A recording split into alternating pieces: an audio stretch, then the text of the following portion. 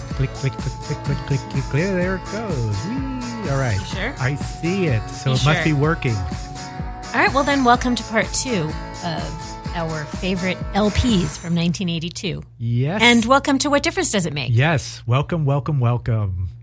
As John Oliver says. Yes. 1982 was a pretty good year. Yeah. So we had, in our previous episode, to bring you up to date, I went over some albums that I actually had in 1982 that I actually bought at either the Warehouse or Licorice Pizza or something like that. Moby Disc or Music Plus. Correct. Yes. One of those places. Yes. Places in the West San Fernando Valley. So those were albums I bought. And then I'm going to, with this list, I'm going to talk about a couple records that I discovered later in life as I matured. That were released in 1982. They were, they came out in 82. And, You're so thorough and thoughtful about this. Well, I tried to do whatever I could to bring whatever I can. You did well. To whatever this is that we're doing here. All right, so give me the first one. So actually, all right, we can get started right away. We don't have to. We can blather on about it. As I was looking at, you had touched on this on the last episode, but in 1982 was the year that solo records came out from artists that were testing the waters of leaving their band. There was Lionel Richie. Oh. He had a big hit with Truly. Formerly a Commodore. Yes. And that's actually a really good song. I hadn't listened to Truly in a long, long time. It's a really good love song. I mean, it's kind of sappy, but I mean, it's just the way he put that song together. I think it's just, I love it. I really do like that. I respect that. And again, I respect him as an artist. I was never a huge fan. I like the Commodores. I like the funkiness of the Commodores. I was not a huge Lionel Richie fan. However, I have heard his show in Vegas is phenomenal. Oh, I would love to see Lionel. Okay, then also Don Henley came out with a record. His first. Yes, he did. I Can't Stand Still, which I believe you touched on was one of your consolation prizes. I love Don Henley, so I'm putting the disclaimer on it. I love him. I'm a huge, huge fan of the Eagles and Don Henley as a solo artist. That album did produce Dirty Laundry, which was a great, really great, clever song. Still relevant. Yes. Yes. Yeah. If not more so. Yeah. Yeah. Yeah, his second record was the one that... With Heart of the Matter. Oh, okay. It's my favorite songs of all time. See, you love love songs. Don't poo-poo Truly by Lionel Richie when you're going... It's his personal opinion. All right, whatever. I respect it. I respect you. I'm not making fun of your musical taste. Fair enough. But Heart of the Matter, that's another one that makes me cry. Oh, okay. Yeah. Yeah. No, it's because he's apologizing. He made a mistake. Yeah. But it's applicable in so many ways. Okay. Anyway, what else? Well, Donald Fagen also came out with his first solo record, The Night Fly. Oh. Yeah. Huh. Okay. It's good. Yeah, it's a really good record. If you can look at this, look back at Night Fly. That was. All right. There's some good stuff on there. I keep forgetting about this one. This is Michael McDonald had his first solo record. I say keep forgetting because that was his hit song. I keep Sweet Freedom? I keep forgetting we're not in love anymore. Oh, yeah. Can't forget. Very Things good. will never be the same again. Oh, poor Michael. But that was a big hit. And that was his first solo album. Because, formerly sang with Steely Dan. Yes. Formerly sang background for everyone. Finally, he's like, you know what? I'm going to do this on my own. I'm breaking free from the Doobie Brothers and Steely Dan. I'm going to do my own thing. And he did. He has a great voice. He's doing pretty well for himself. He did all right. And the last solo record, which this might be on your list, so I don't know if I should mention it. Probably not. Okay, I won't mention it. No, it's probably not on my list. Okay, because he was in a band called Generation X. Oh, I did not choose Billy Idol because that wasn't one of my favorite albums from Billy Idol. But White Wedding. I know. On there? Still, okay. no. You appreciate that one.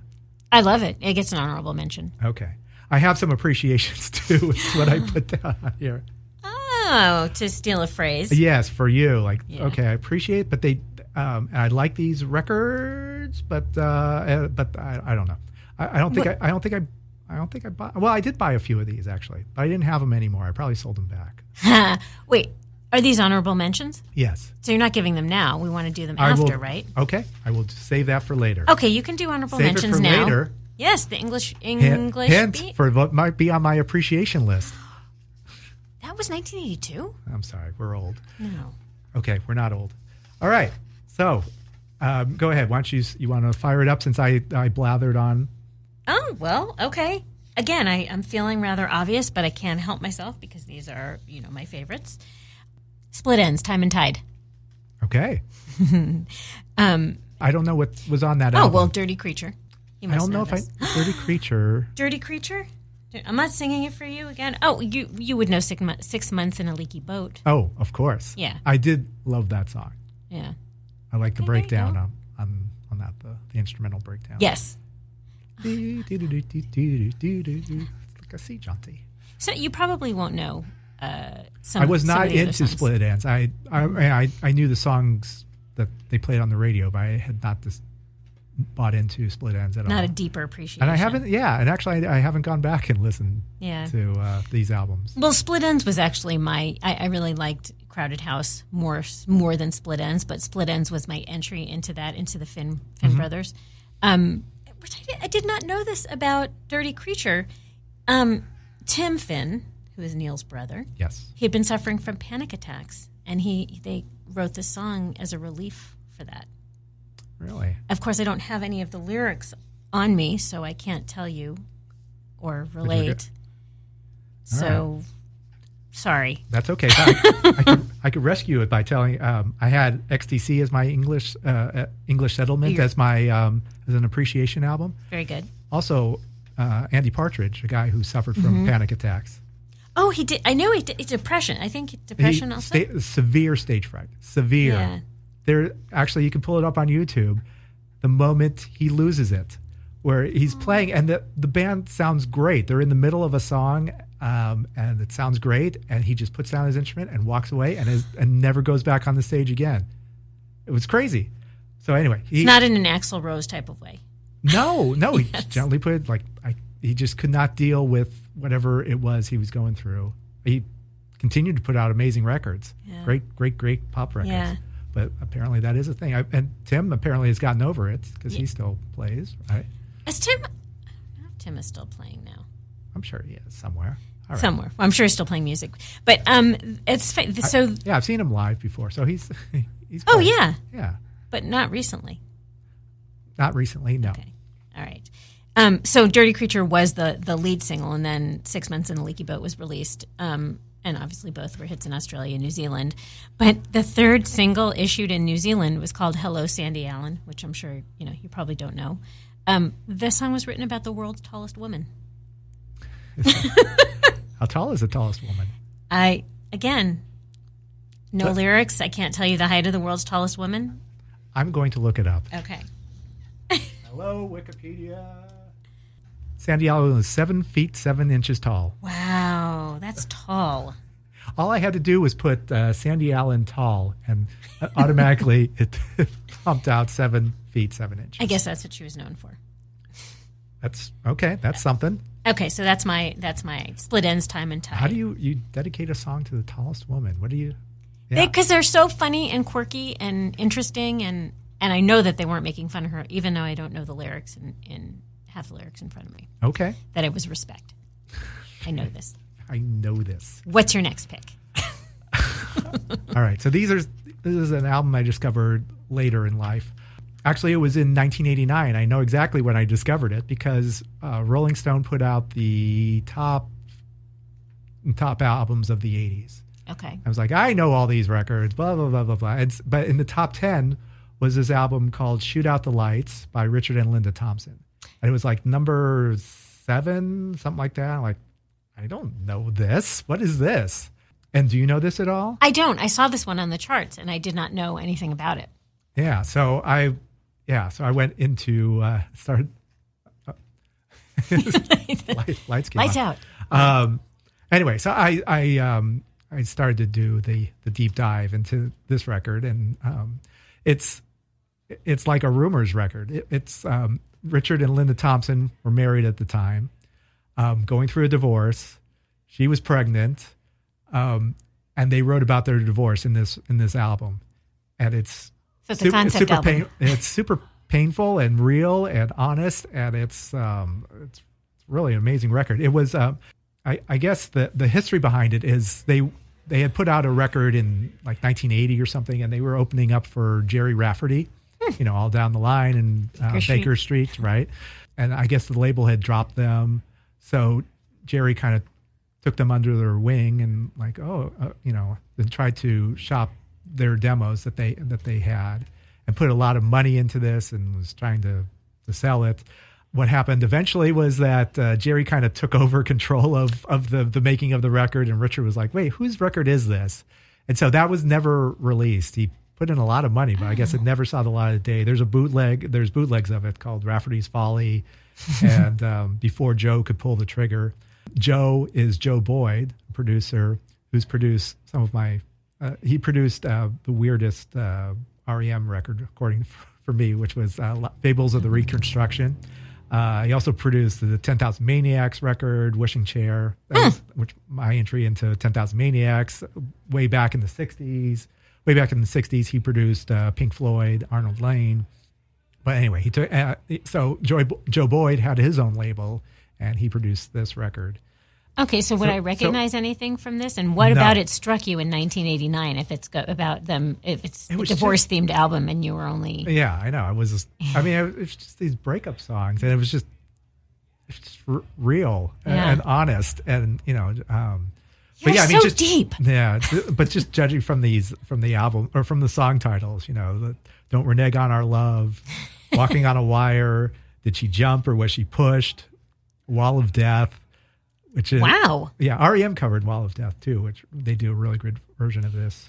Okay, but yeah, like Walking on a Wire, do you feel the same when I'm away from you? Do you know the line that I'd walk for you? We could turn around or we could give it up, but we'll take what comes, take what comes. Oh, the storm is raging against us now. If you're afraid of falling, then don't look now. But we took the step, we took the leap, and we'll take what comes. They had Did She Jump or Was She Pushed was also featured on True Detective, the first season of that, the good one. Yes. Yeah, it was a great. Woody Harrelson. And that was an appropriate song for the moment. And then Wall of Death is Let Me Ride on the Wall of Death one more time. You could waste your time on other rides. This is the nearest to being alive. Let me take my chances on the Wall of Death. So anyway, it was just, they're working through this divorce. But when the album came out, their marriage was done, and I think they still toured a little bit too. Amazing that they had this platform to work through their divorce. Oh, yeah, and actually, back to Crowded House, I discovered Richard Thompson because he opened up for Crowded House at the Universal Amphitheater. And Richard Thompson is an insane guitarist. He is just amazing. He's a folky, but he's great. He's an amazing, amazing guitarist. Really great. And I think that's another reason I picked up that record was, because I knew him. Okay, now that you say him alone without his wife, now it's familiar to me. Yeah. So he was in Fairport Convention. Okay. He's this English legendary folky. Yeah. And this album, it's brilliant. Lyrically it's great, but just musically it's really tremendous too. And that's Richard Thompson. If you ever sold, I'll give it a listen. Yeah, so easier than getting me to watch Ed Wood. We're gonna watch that movie. I love that. I know. Don't put down Ed Wood. I'm not putting it down. All right. Easier for you to give music. Just open up your mind, would you? Pretend you're 16 again. No. You're enjoying the What Difference Does It Make podcast, but we're going to take a break right now, and we'll be right back.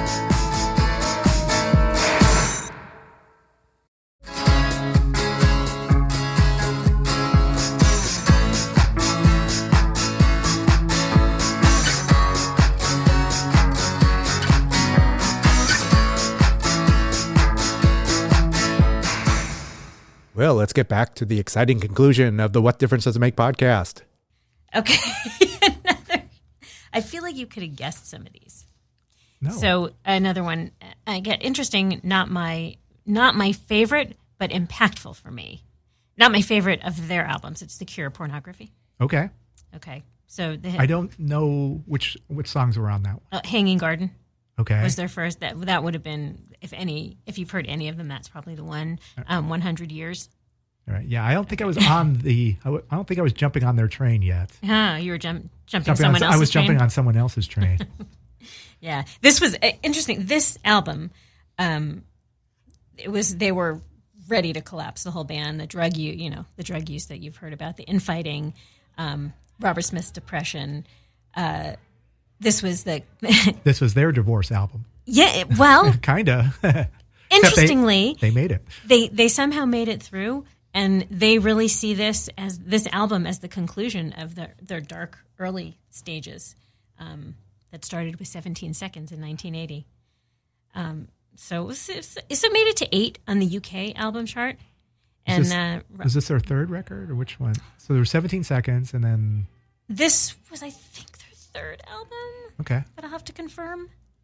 Robert Smith in an interview, it's just so heavy and depressing and amazing. We were all listening. Pretty happy, but I was pretty. 82. Apparently, there were a lot of heavy albums. Although that's why we listened to Lionel Richie and Truly, because that made us feel good. I think maybe you're right. I don't know. I guess I wasn't aware. I mean, we were kids, but that there was so much depression going on around us at the time. He said, Robert Smith said, I had two choices at the time. One was either completely giving in, meaning committing suicide, or making a record and just getting it out of me. And it was like an exorcism. This is my observation, almost like an exorcism. He wanted to go at that time. He was depressed. He said really depressed between 1981 and 82. And he said because they had been touring 200 days a year, and it got to be a bit much for him. So yeah, but it was a good, heavy album. Again, there's just something about it that drew me in. I can't tell you. I mean, I can sing the lyrics for some of the songs, but I won't. And I knew it was, I knew he was depressed, and I knew about the drugs, but somehow the music, I wasn't relating because that wasn't my state of mind. But there was just something. Yeah. Drew me in. I found that a lot too, where the music draws you in for some reason. For those great songs. Well, yeah. Well, those were where the lyrics were forefront, but there's a lot of things where you kind of get the meaning through the music. If the music is good, you kind of feel whatever they're trying to convey. Yeah.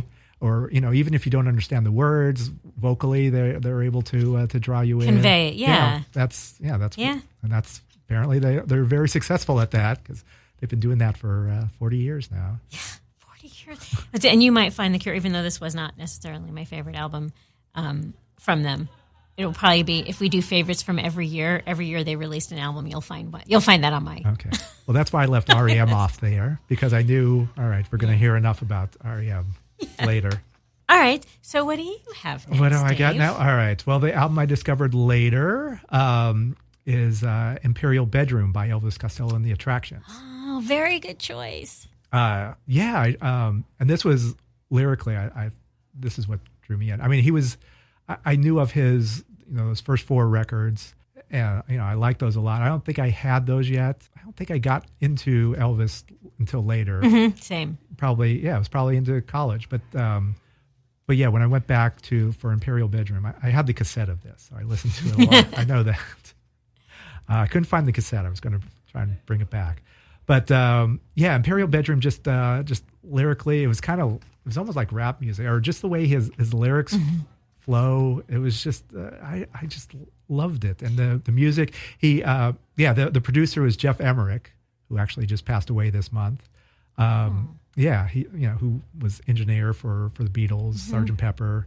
He actually produced Paul McCartney's Tug of War. Also, that's it. So there's a connection. Yeah. What were some of the songs on this? Nothing. These the songs weren't hits. It was kind of like the Cure album. I think. You know what? I don't even know what the singles were. I remember looking up, like there were. I think there was Boy with a Problem was written with Chris Difford. So there's your Squeeze connection. And Nick Lowe had produced all his other records, but this one he took Jeff Emmerich because I guess Elvis's quote was, "I wanted to try a few things in the studio that I suspected would quickly exhaust Nick's patience." See, they know. Yeah, and so you listen to, there's a lot of weird instrumental breaks, and sometimes to start off one of his songs, like one of his pretty songs, there's like screams at the beginning of it. I wrote down the lyrics for Beyond Belief, which is the opening song. It's just, and I just never I never understood what he was saying, but I just like the way the lyrics flow. History repeats the old conceits, the glib replies, the same defeats. Keep your finger on important issues with crocodile tears and pocket full of tissues, and just issues and tissues. Keep your finger, I don't know. It's just the way that whole song. It was just lyrically and just musically, it was great. I love the cover, which I guess it says it's a pastiche of Three Musicians by Pablo Picasso. Yeah. But the cover looks great, and the album sounds beautiful. And so anyway, I still listen to the album to this day. Do you have it? I have the CD of it. CD? Hey, all right. Hey, it's almost blue on one side, and Elvis Costello's Imperial Bedroom. Show me. Oh, here we go. You gonna take a picture of that? There you go. Yeah, it's just it's the Three Musicians. It's great. That is Picasso. Yeah, it's a beautiful cover. Yeah. It's not Picasso. It's kind of I guess an homage of Picasso sorts. E, for sure. Yeah, so. Nice choice. Brilliant. For me. I still love that. Still love that album. Very good choice. All right. You got something else? I do. All right, go ahead. Let's end it on that one. Okay, I have two more. I'm not going. I was deciding. Pick a good one, or okay. we could do a tie and touch on. Okay, I'm going to tell you which I picked. I have two, but I'm only going to talk about one. But I'm going to tell you what the second one is. Okay. So I have Duran Duran Rio because that can't go unmentioned. Okay. For obvious reasons. I mean. Was it 80? Okay, I guess. Yes, it was released in May '82. Okay. Yes, then it should be. But I'm going to go with INXS, Shabu Shaba. Okay. Do you know the album? I do. I can't remember any of this. Oh, One Please Thing. Tell me. The One Thing. The One Thing is on. Yes. Okay. And Don't Change. Which yes. Love. That's a great one. I love them. This was my entry. This is, again, not my favorite INXS album, but this was my entry into INXS. And I love the band. I love Michael Hutchence and loved him and his presence. And I don't know where the name came from of the album, Shabu Shaba, but it's an onomatopoeia of a rhythm in the song Spy of Love, which is on this album. As a drummer, I appreciate that. It's pretty interesting. This is funny. Their first U.S. performance was in San Diego in March 1983, and there were 24 people in the place. Their first show in the U.S.? Yes. Yeah. And was this in support of Shabu Shaba? It was it must have been in support of Shabu Shaba, but it was the artist supporting was Adam and the Ants. That's a good show. And then they supported the Stray Cats, the Kinks, Hall & Oates, and the Go-Go's. And then they played, do you remember this at the S Festival? I didn't remember this day. I didn't go to the S Festival, but New Wave Day at the S Festival. They played that? They did. Yeah. Then they stayed on the road because they just wanted to keep their momentum going. They supported Men at Work after that, and then they started headlining. By mid-1983, they started headlining. But I just That's loved how you did. Yeah. You just kept playing. Yeah. U.S. is a big, big area that you got to... And, yeah, they did it right. Yeah. Okay, so do you want to just mention quickly your honorable mentions? All right, but we didn't touch on... I'll never get a chance to talk about her. Wait, do you have another one? No. That's no, go if you have another one for sure. No, that's fine because, but no, I was just because we never talk about Linda Ronstadt and I love her so much. And this was her last pop record. And I love her album Get Closer, which I think she is a great song interpreter. And I love her voice and I love the song Get Closer. But the whole album is really, really great. There's some great stuff on there. A lot of duets. I think it's going to work out with James Taylor. He's saying they did. Actually, this was the first time My Blue Tears with Dolly and Emmylou, and she does this brilliant, beautiful version of Take Me to Mendocino, which is great. And Lindsey Buckingham plays accordion on that. Huh. That era for musicians playing together. Apparently Weird Al wasn't available. But, and she also, there's another duet with J.D. Souther that she does. She did a lot of duets with him. You know how many songs? I mean, G.D. Souther wrote so many. I know. Great songs. Yeah. Yeah. So anyway, yeah, I don't need to touch on those. I know. Then we're straying from. But I love Linda Ronstadt too. You're right. She does deserve more than an honorable mention. But when I do hear Get Closer, I think of the commercial Get Close Up. Oh God. And actually, I pulled up some YouTube video commercial because I wanted to see it. Tom Selleck is in there. Is in a close-up commercial. You're kidding.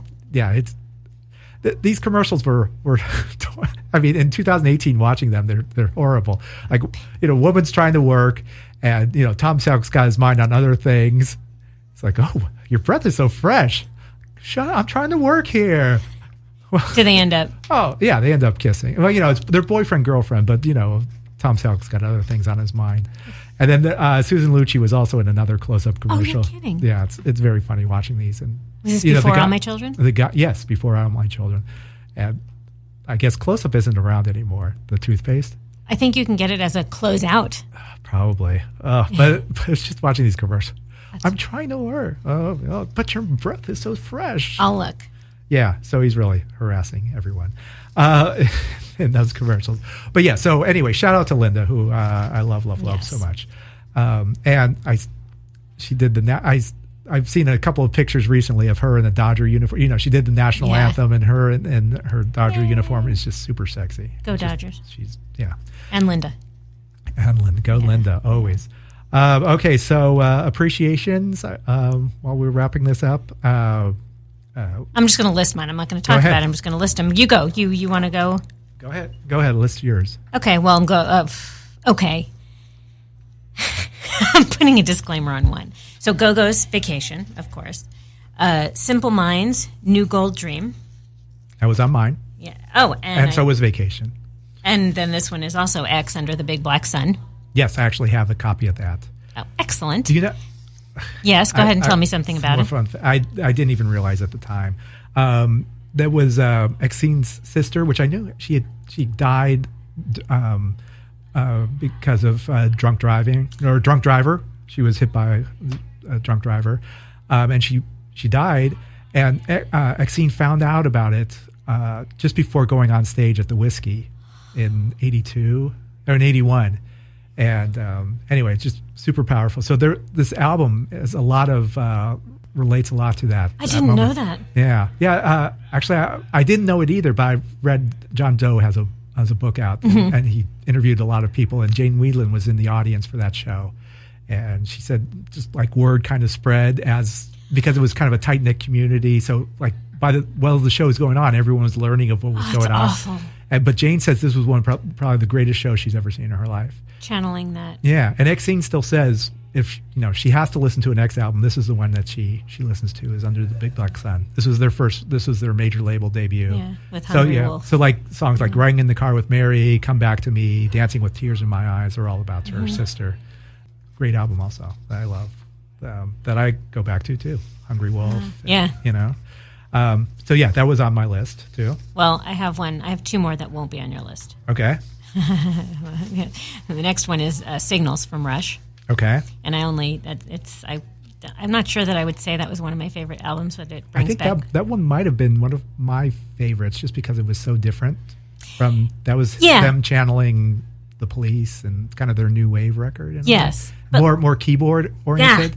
You hit the nail on the head for me. I am not. It's funny. Well, I love synth music and I love keyboards.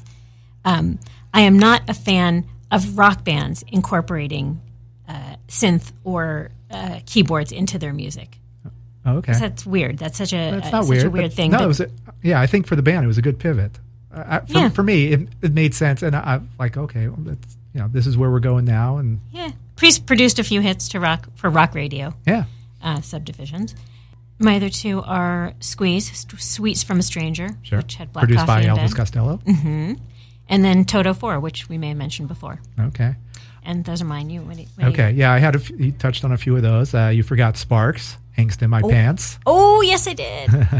Did you Tom Petty, Long After Dark? Nope. Okay, that was a good one. Yeah. I think I own a copy of that. Culture Club, Kissing to Be Clever.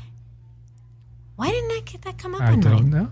That was weird. Yeah, that was a big yeah. Just that will be when we talk about singles. That'll be on there. Yes. And Stray Cats, Built for Speed. That was, yeah. I don't know how I missed these. Wow.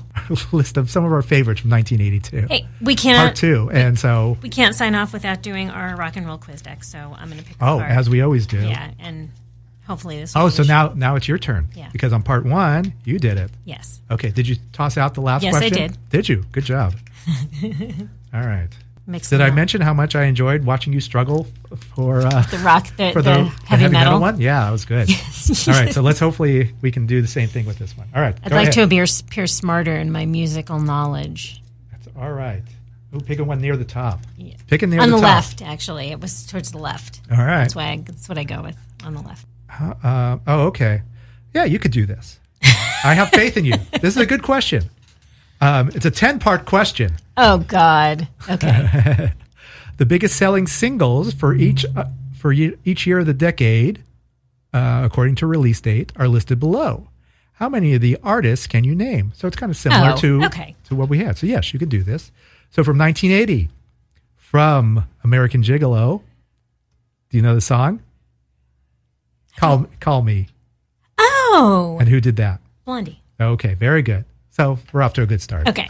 Should I let you twist in the wind a little bit while I give you the... Whatever feels right to you. Don't let me embarrass myself too much. No, never. Okay, from 1981, we actually talked about this in our 1981 episode. Just the bizarre video of where they're doing one thing. They're in a gym and they're working out, but it's clearly not about Physical? Working. Yes, and who's saying that? Olivia Newton-John. Yes. All right.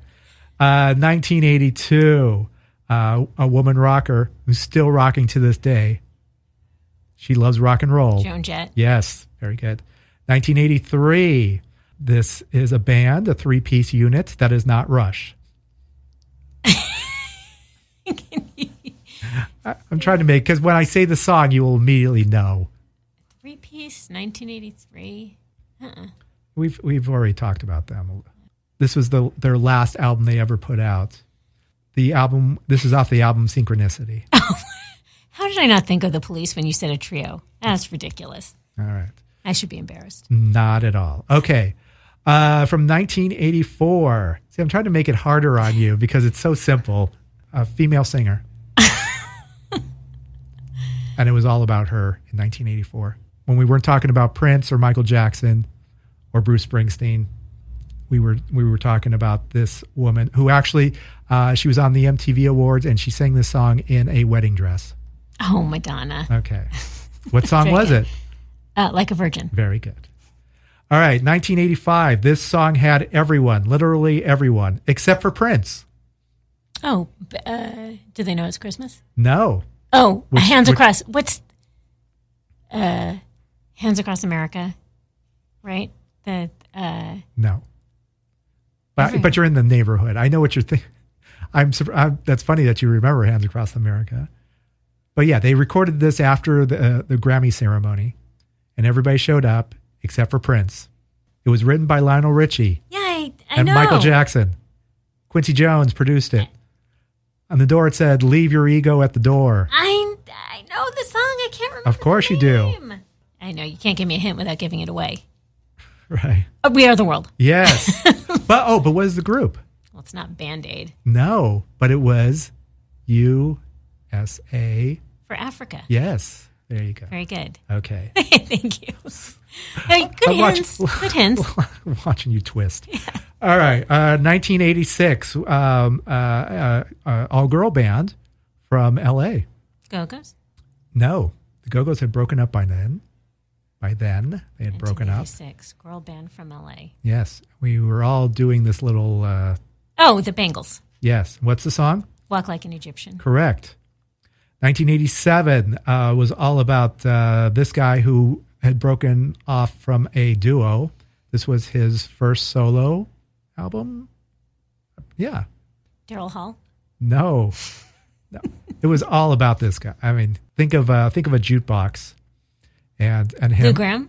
No, think of the video. Think of a jukebox and a guy in jeans and shaking his butt. Oh, George Michael. Yes. And the song? Faith. Yes. Very good. 1988, Okay, I'll actually say the song and see if you can name the artist. Roll with it. Oh, Steve Winwood. Yes, very good. Stevie Winwood. Little Stevie Winwood. 1989. Another was a woman.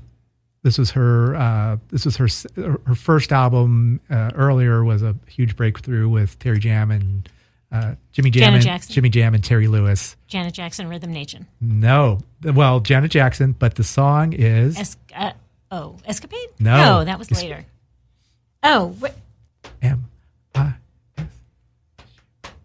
Miss You Much. Yeah, I really miss you much. I really miss you much. Yes. So there you go. Okay. Not bad. Thanks. All right. Very good. You're good with the making the clues more difficult. I'm sending you twists. Well, yeah, because you would have just breezed through that. So I'm trying to make it a little bit harder. Thank you. We're trying. All right. So there you go. Part 2 of our favorites from 1982. Wrapping it up. So you can follow us on Twitter at WDDIM Podcast. Please. And follow us on Instagram. And you can find us on all your favorite podcast platforms. Yes, like and subscribe and do all the fun things. And message us. We want to hear from you. Oh, yes. I would love to hear from you. What was your favorite album from 1982? I would love to hear. I would too. I'm interested. if you write in or send a comment, or we will definitely mention you on the air. We're desperate for listeners, for subscribers, for someone. We don't know who's out there. Who's out there? Who can it be new? Who can? There you go. From 1982. Men at Work. Business as usual. All right. So business as usual. We sign off by saying, thanks for listening. Over and out. Check you later.